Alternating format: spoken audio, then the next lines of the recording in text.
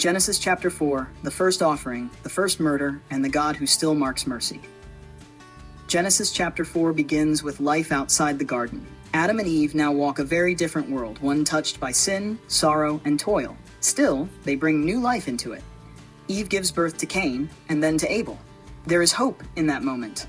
Maybe the promise from chapter 3 is already coming to pass. But as the chapter unfolds, we see that sin didn't stay outside the gate of Eden. It followed humanity out. Cain and Abel each bring an offering to the Lord. Abel's offering is accepted. He brings the best of his flock, a blood sacrifice. Cain brings fruit from the ground. It's not that fruit is bad, but the issue lies in the heart. God looks not just at the gift, but at the giver. And Cain's heart is not right.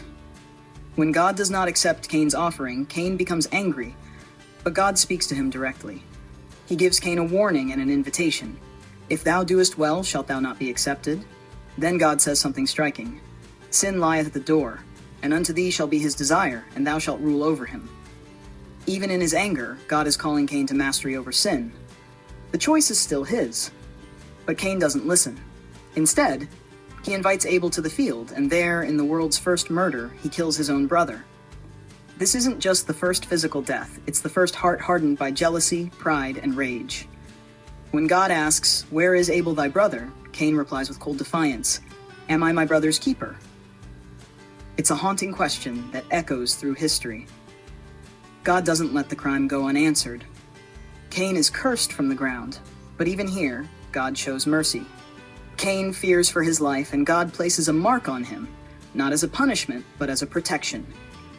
The one who shed blood will not have his blood shed. That's mercy.